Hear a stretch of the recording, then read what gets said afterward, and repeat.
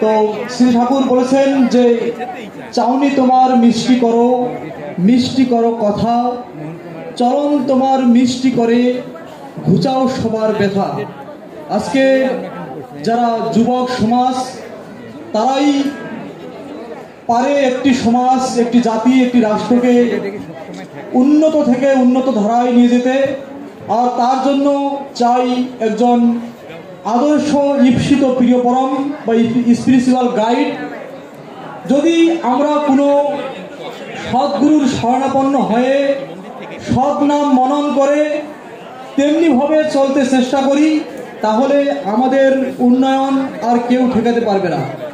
মাই lord Shri Thakur Anukul Chandra said যে প্রথমে দীক্ষিত হও, আমার কাছে আসো, সব কিছু করো এবং সবই তুমি পাবে।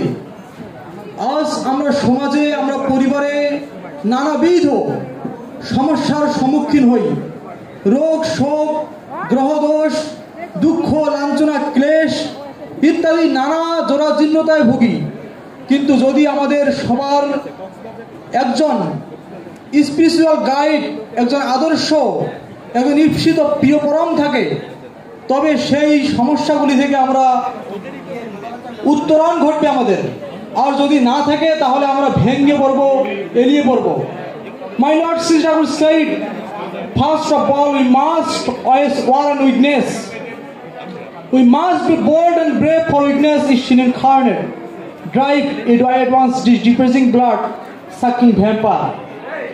Say you are bold the offspring, believe you are a son of Father the Supreme. যে সর্বপ্রথম আমাদের দুর্বলতার বিরুদ্ধে যুদ্ধ করতে হবে, সাহসী হতে হবে, বীর হতে হবে। পাপের জ্বলন্ত প্রতিমূর্তি ওই দুর্বলতা, কারণ দুর্বল হৃদয়ে প্রেম ভক্তির স্থান নেই। তাই আমাদের সর্বপ্রথম আমাদের হৃদয়ে যে দুর্বল যে ভাব আছে সেই ভাবটাকে ঝেঁটিয়ে ফেলতে হবে। তবেই আমরা আমাদের জীবনকে, আমরা আমাদের পরিবারকে, আমরা আমাদের সমাজকে ত্বরান্বিত করতে পারবো। শ্রী ঠাকুর বলছেন যে সব সমস্যার সমাধান জানিস ইষ্ট প্রতিষ্ঠান। ইষ্ট মানে মঙ্গল। সেই মঙ্গলের প্রতিষ্ঠানের সাথে যারা যুক্ত থাকি, যারা সতের সাথে যুক্ত থাকি, তাদের জীবনে কোনো অকল্যাণ বা অবনতি বা পিছুটান থাকে না। আমরা প্রথমেই এই যুব সম্মেলনের শুরুতে শ্রী ঠাকুরের মুখনিসৃত বাণী সত্যানুসরণের দোষ দেখাও পরনিন্দা থেকে পাঠ করছি। সেখানে শ্রী ঠাকুর বলছেন যে তুমি যদি সৎ হও, তোমার দেখা দেখি হাজার হাজার লোক সৎ হয়ে পড়বে। আর যদি অসৎ হও, তোমার দুর্দশার জন্য সমবেদনা প্রকাশের কেউই থাকবে না, কারণ তুমি অসৎ হয়ে চারিদিকে অসৎ করে ফেলেছো। তাই আমাদেরকে সৎ হতে হবে, সৎ কথা বলতে হবে এবং সৎ সঙ্গে আশ্রয় নিয়ে তেমনিভাবে চলতে চেষ্টা করতে হবে। আর আজকে আমরা এখানে যারা মিলিত হয়েছি তারা সকলেই সৎসঙ্গী। শ্রী ঠাকুর বলছেন, those who are associated with Sat, the supreme being, moves accordingly are satsangis, and their unity is satsang. So satsang is the place of union of all people irrespective of caste and creed.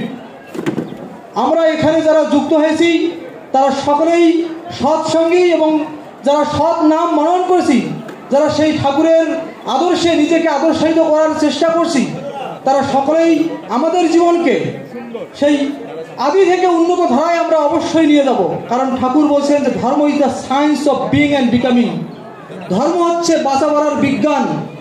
বাঁচতে পারতে যা লাগে তাই নিয়ে তোর ধর্ম জাগে। একটু আগে ঠাকুরের সেই বাণীটি বললাম যে তুমি যদি সৎ হও, তোমার দেখা দেখি হাজার হাজার লোক সৎ হয়ে পড়বে। একটি সমাজ, একটি পরিবার কুলসিত করতে গেলে বা ধ্বংস হতে গেলে একজনই যথেষ্ট। কারণ ইংরেজিতে একটা কথা আছে, দি fire of A Majestic can make Ashes of all the world. একটি দিয়াশলাইয়ের কাঠি যদি ঠিকমতো খোরাক পায় তাহলে সেটি সমগ্র পৃথিবীকে পুরো ছারখার করে দিতে পারে। ঠিক একজন সমাজে যদি একজন কুচক্রী ব্যক্তি থাকে, সেই সমাজটাকে সে ধ্বংস করে দিতে পারে, পুরো সাম্রাজ্যকে সে ধ্বংস করে দিতে পারে।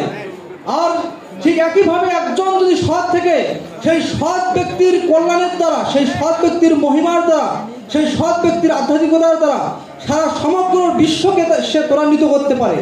তাই ঠাকুর বলছেন যে সৎ কথা বলা ভালো, ভেবে তদ অনুযায়ী চলা আরও ভালো। তাই আমাদের সৎ কথা বলতে হবে এবং সৎভাবে চলতে হবে। আর আমরা যারা যুব সমাজ তারা অবশ্যই নিজের পরিবার, নিজের পিতামাতার কথা শ্রবণ করতে হবে।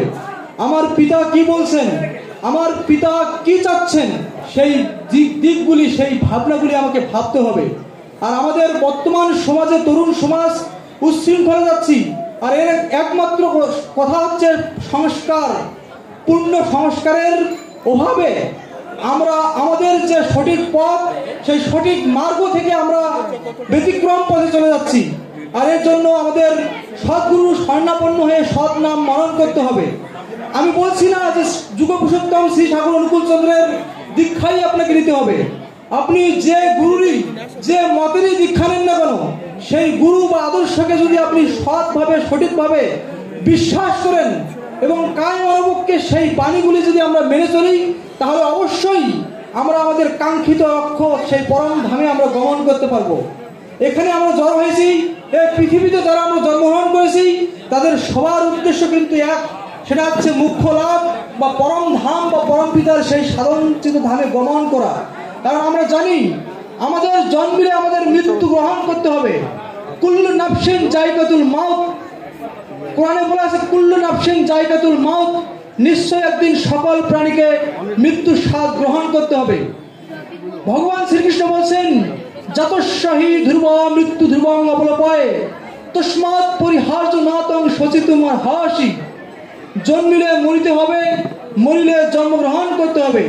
তাই আমাদের সদা সর্বদা কিভাবে চললে, কিভাবে কথা বললে, কিভাবে সুন্দর ব্যবহার করলে আমার জীবনকে, আমার চেতনাকে ইষ্টমুখী বা আমার যে আদর্শ, সেই আদর্শের অনুসারী হয়ে নিজেকে সমর্পণ করতে পারি।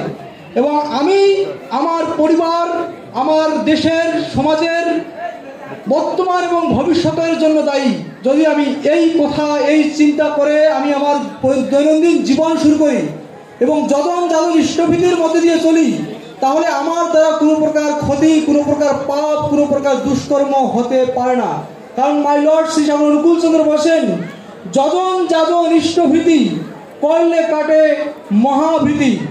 তাই আমাদের যজন এবং যাজনের মধ্যে দিয়ে এবং ইষ্টভীতির মধ্যে দিয়ে আমাদের জীবন অতিবাহিত করতে হবে। আমরা সকলেই আমরা সেই মহানাম, সেই গুহ্য নাম ধারণ করব।